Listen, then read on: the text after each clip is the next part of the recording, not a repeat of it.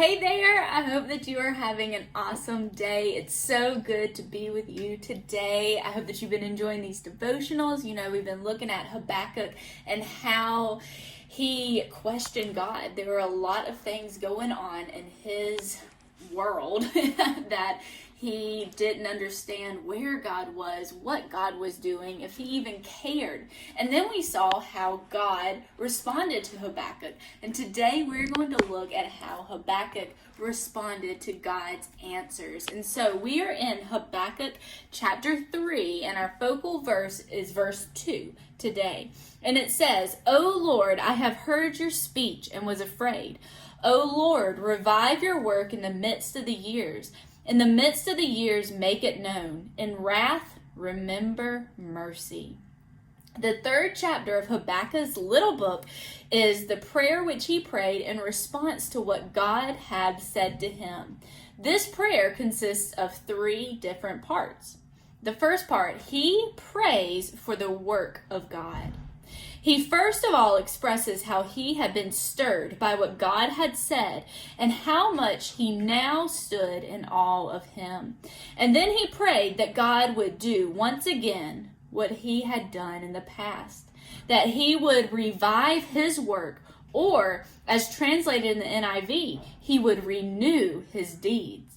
He especially prayed that in the midst of his judgment and wrath, he would show mercy. He ponders the wonders of God. He thinks back over God's great deeds and acts in the past and how they revealed God to man. These deeds showed Habakkuk and us what God is like and displayed his attributes. These verses are poetic in their content, and it is difficult for us to relate to them specifically to historical events and deeds, although the prophet obviously did. But we can see shining through this catalog of these deeds the attributes of the one who was responsible for them. The value of God's deeds is that they display his attributes and help us to know him better. So verse 3, we see his holiness. We also see his glory. Verses 4 and 6, we see his power. Verse 6, we also see his eternity. Verses 7 through 11, we see his sovereignty. Verses 12, 13, and 14, we see his justice. And then verse 13, we see his salvation. Habakkuk, lastly, praises God and worships him. His immediate reaction to his coming into God's presence and talking to him is one of fear. As he considers all that has happened, what God has said, and how he has prayed, he finds his heart trembling, his lips quivering, his bones weakening, and his legs wobbling. But these are only temporary. Although he in this verse felt like he was falling apart, and in the next verse he said that everything else might fall apart, he had now learned 3 lessons which God wanted him to learn.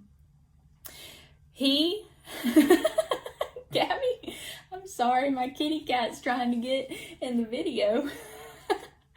So these are the 3 lessons that he learned. He learned to rest in the Lord, the one who is sovereign. He learned to rejoice in the Lord, the one who is Savior. And he had learned to rely on the Lord, the one who is our strength. May we also learn these same things. I pray that you are resting in the Lord, that you're rejoicing in the Lord, and that you are learning to rely on the Lord. And I ask that you pray along with us. Pray for God's work to be renewed, to continue on. Pray specifically for the ministry of Good News Clubs, and pray that the children will continually to be reached, and pray that God will bless the ministry financially. During these times, we can pray together and God will answer. I look forward to seeing what his answer is. Now we have 2 more days of learning how to go from worry to worship. And I pray that your heart is not worrisome anymore, but that you are growing toward worshiping God. I'll see y'all in the next video. Bye.